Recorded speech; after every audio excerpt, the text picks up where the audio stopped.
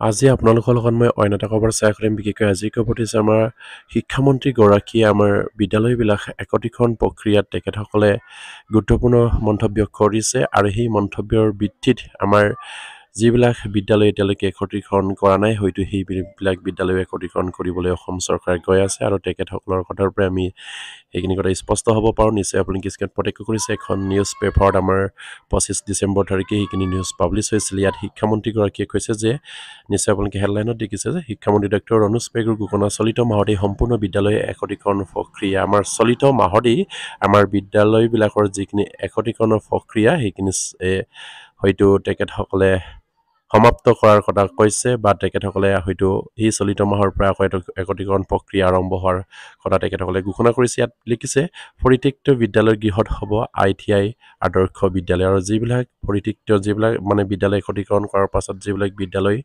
হয়তো খালী হৈ থাকিব সেইবিলাক বিদ্যালয়ত ITIৰ দৰে আৰু আদৰ্শ বিদ্যালয়ৰ গঢ় দিয়াৰ তেখেতসকলে ইয়াত উল্লেখ কৰিছে বা গঢ় দিয়াৰ কথা ঘোষণা কৰিছে ইয়াত লিখিছে চলিত 31 ডিচেম্বৰ বিদ্যালয়ৰ প্ৰয়োজনীয় ছাত্ৰ ছাত্ৰী নথকা ফাৰিকিত বিদ্যালয়সমূহ একত্ৰীকৰণ প্ৰক্ৰিয়া সম্পূৰ্ণ হৈ উঠিব বুলি জানিবলৈ দিছে শিক্ষামন্ত্ৰী ডক্টৰ ৰণোজ পেগুৱে মানে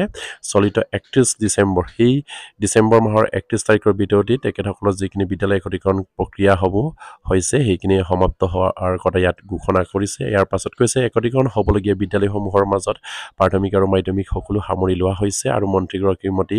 যোৱা 2021 চনলৈকে যিবোৰ বিদ্যালয় ফাৰিকৰণ হৈছিল সেই সকলোকে ইয়াৰ আওতালৈ অনা হৈছে আৰু প্ৰসংগত মন্ত্ৰীগৰাকীয়ে সেই কথাও জানিবলৈ দিয়ে যে একত্ৰীকৰণৰ ফলত যিবোৰ বিদ্যালয় গৃহ অলাগতিয়াল হৈ পৰিব সেইবোৰ সঠিক ব্যৱহাৰৰ বাবেই পৰিকল্পনা আছে চৰকাৰৰ আৰু সেই মৰ্মে বিদ্যালয় গৃহবোৰৰ শৈক্ষিক কাম কাজ যেনে ITI আদৰ্শ বিদ্যালয় আদিৰ নামত ব্যৱহাৰ কৰা হ'ব আৰু সেইবোৰ শৈক্ষিক কামত ব্যৱহাৰ নকৰিবলৈ চৰকাৰে ইতিমধ্যে সিদ্ধান্ত লৈছে আৰু যিবিলাক মানে বিদ্যালয় একত্ৰীকৰণৰ পাছত এখন বিদ্যালয়টো নিশ্চয়কৈ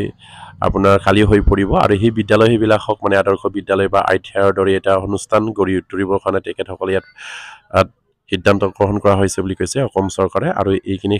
অনাশৈক্ষিক কামত তেখেতসকলে ব্যৱহাৰ নকৰাৰ কথা ইয়াত ঘোষণা কৰিছে আৰু 2021 চনলৈকে যিমানবিলাক বিদ্যালয় ফাৰিকৰণ কৰা হৈছে এই সকলোবিলাক বিদ্যালয় কোনো ইয়াক সামৰি লোৱা হৈছে বুলি তেখেতসকলে উল্লেখ কৰিছে নিশ্চয় আপোনালোকে কিছুমান প্ৰত্যক্ষ কৰিছে যে 2021 চনৰ 5 ফেব্ৰুৱাৰী তাৰিখে আমাৰ বিদ্যালয় ফাৰিকৰণৰ নামত আমাৰ যিবোৰ শিক্ষক কৰ্মচাৰী আছিল তেখেতসকলক টিউটৰ হিচাপে নিযুক্তি প্ৰদান কৰা হৈছিল আৰু টিউটৰ হিচাপে যিসকল শিক্ষক কৰ্মচাৰীয়ে তেখেতসকলৰ অনুষ্ঠানবিলাকত কৰ্মৰত হৈ আছে হয়তো সেইবিলাক শিক্ষা অনুষ্ঠানসমূহকো একত্ৰীকৰণ কৰিব আৰু সেয়া নিশ্চয়কৈ 31 ডিচেম্বৰ ভিতৰতে সমাপ্ত হ'ব বুলি শিক্ষামন্ত্ৰীগৰাকীয়ে ঘোষণা কৰিছে আৰু সেয়া আমাৰ টিউটৰ শিক্ষকসকলৰ কাৰণে এটা চিন্তনীয় বিষয় কাৰণ টিউটৰ শিক্ষকসকলৰ যিবিলাক বিদ্যালয় আছে হয়তো সেই বিদ্যালয়বিলাকৰ কথা ইয়াত উল্লেখ কৰিছে আৰু সেইখিনিও প্ৰভাৱ পৰিব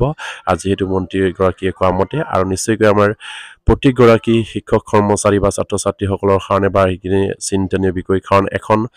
গাঁৱৰ পৰা এটা অনুষ্ঠান নিশ্চয়কৈ একত্ৰীকৰণৰ পাছত বাদ পৰি যাব বা খালী হৈ পৰিব আৰু সেয়া নিশ্চয়কৈ সেইখন গাঁৱৰ বা সেইখন